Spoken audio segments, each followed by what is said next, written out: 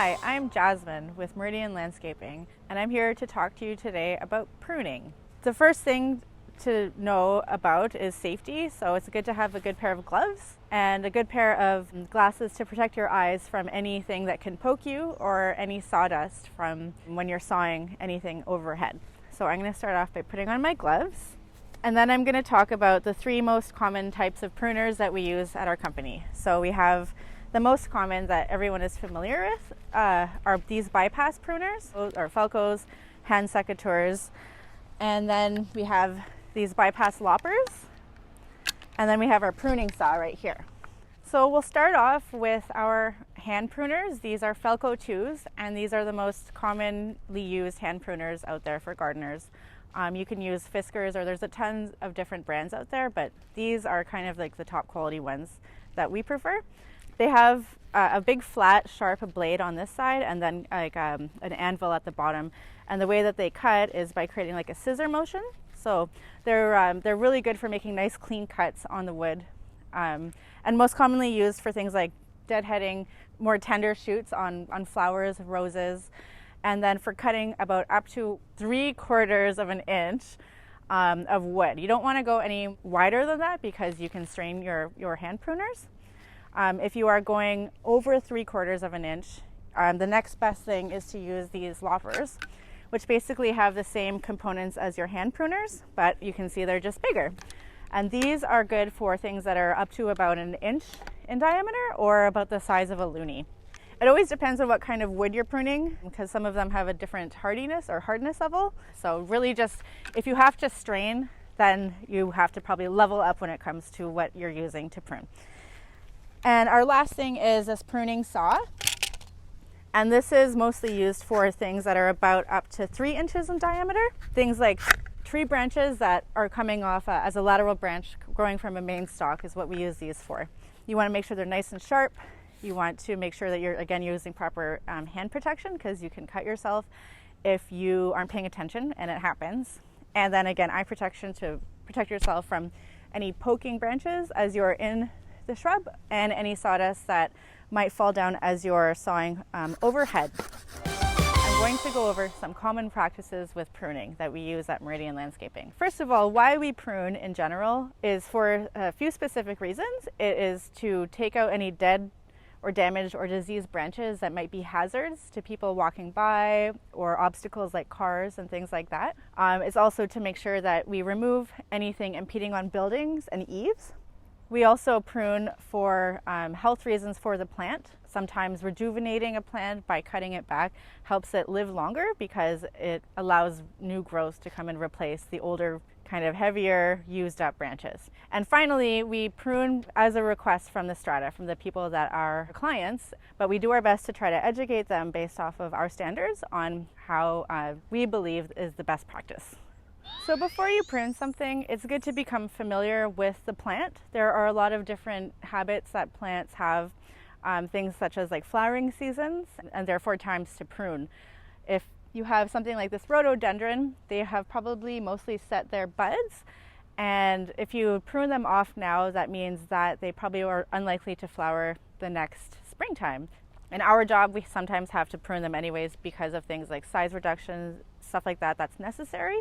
But it's always good to familiarize yourself with the habits of the plant before you cut. We here at Meridian like to follow the common practice of pruning by the rule of thirds. So that means that if you're taking this rhododendron and you're pruning it, try to follow the common practice of only taking off 1/3 of the height, and then 1/3 of the overall growth inside or thinning from below. If you make sure to prune down at least 1/3 of the height and then 1/3 of thinning cuts or base reduction cuts, you kind of ensure that your plant won't be pruned so hard that it'll get stressed out and die. Aww. And sometimes that happens. So that's one of the practices that we try to follow, is when you're pruning, reduction from 1/3 from the top and then 1/3 from the interior, such as thinning cuts or removing growth from the base, things like cane growers and stuff like that.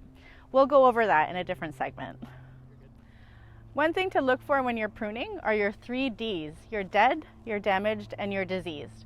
So these are pertaining to branches, of course.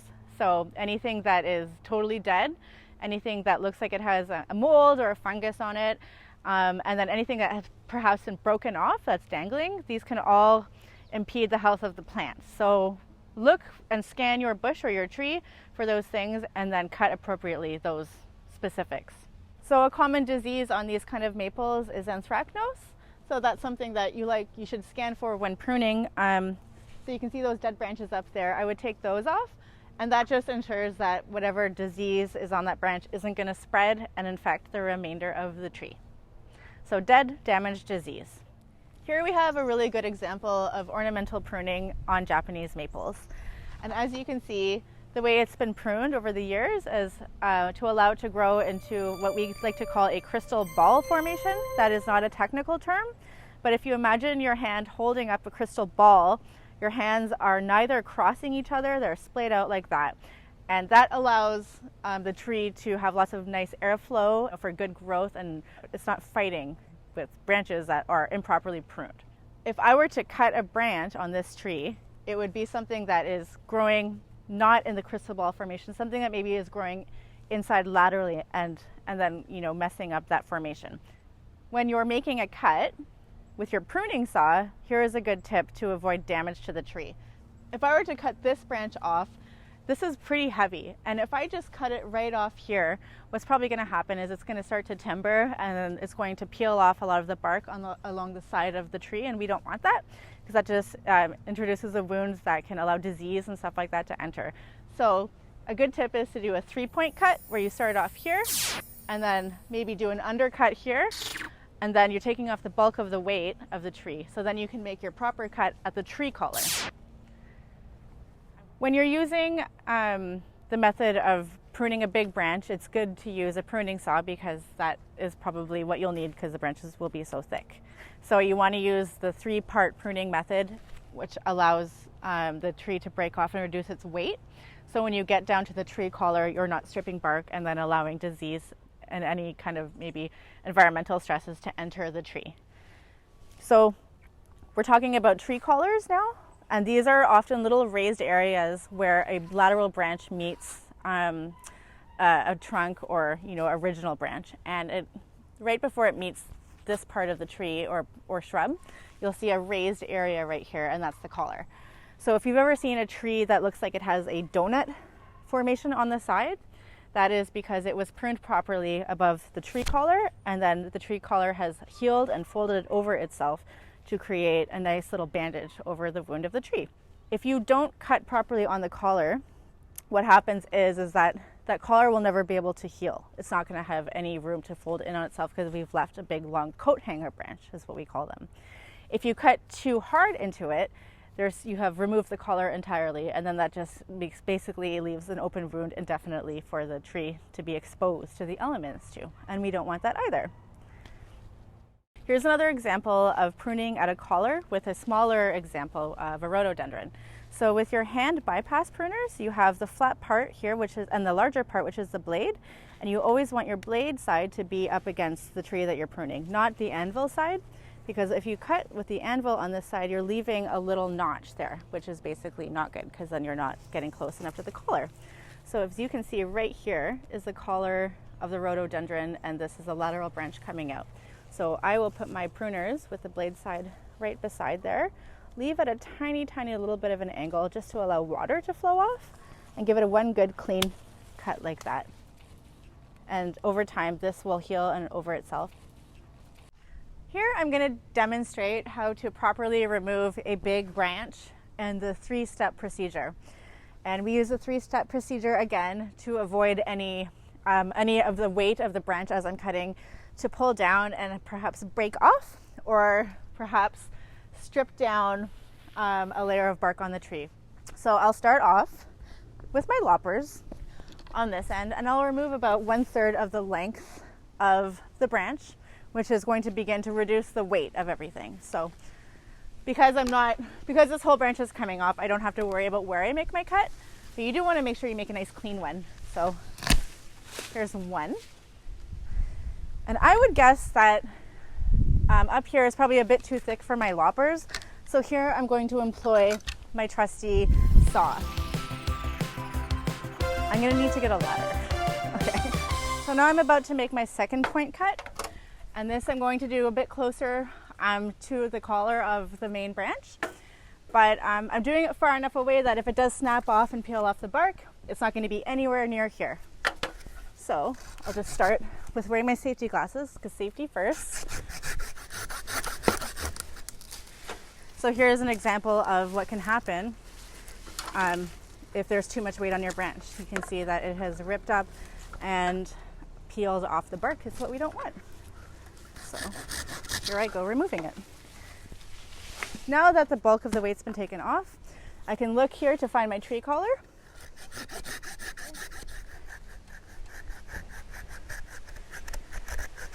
That'll just make sure that I'm not going to strip the bark. There we go.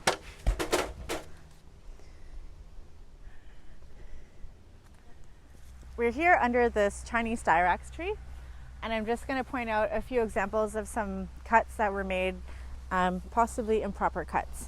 So, well, some of them definitely. So here's a really good example of something that wasn't cut above the tree collar, and as you can see, it's not like it survived and branched out or anything, it just died. And you can see that the collar has nowhere to fold in on itself here because this branch is in the way. Here's another example of an improper cut that maybe could have just been taken all the way back to the main trunk. If it's not cut totally above a branch, a collar. Like if the collar wasn't cut nice and tight, then often you'll get little suckers that come out around it, and that can just make the tree look a little bit messy inside. And so it's just really good to try your best to do the best cuts if what you're going for is plant health and aesthetic, and that's what we're going for. This is a little bit busy inside here, so it's not going to be maybe the most visually easy thing to see, but when we're going for removing cross branches, anything that, as you can see, the tree tends to grow out in lateral form like this. So if you have a random branch that is kind of growing alongside and kind of messing up the formation of all of the other branches, that should be cut out because it's just kind of blocking airflow, it's just creating more of a gnarly look, and it's just messy looking. So right here we have this main stalk coming out, and it's growing outwards as all of the other branches are, but then you have this rogue one kind of going the opposite direction and growing through and among some other main lateral branches. As far as aesthetics go, I think this looks fine and I would leave it, but this is an example of something that if you wanted to open up the tree to create airflow and to just to remove the overall bulk and thin it out, that's something that I would remove. So this is a tree that I would like to prune because it's a little bit low to the ground. It's not in balance with the rest of the trees. So when we bring up from the base, it's called raising the canopy. And often we do that maybe because it's covering irrigation boxes such as this. Perhaps it's covering, someone's fence, someone's, could be anything, an ornamental other shrub. We want to raise it up. So what I look for again in pruning this tree are the 3 Ds: the dead, damaged, the diseased. So anything like this looks pretty dead and damaged to me. So this is one of the first things that I would remove. And again, I would follow this whole branch all the way back to its main branch, look for the tree collar, set my pruners up so the blade is against the collar, and try to do it in one swift cut. Boom. See, you can almost see exactly where the disease has entered into the collar. If you wanted to be more prolific with it, you might remove this whole branch just to make sure that you're getting rid of anything, but I'm not going to go that hard right now. This is just an example. Here's another example of a damaged or diseased branch. Again, I'll follow it all the way back to the collar, put my blade up against the collar, try to do one swift cut. There, boom.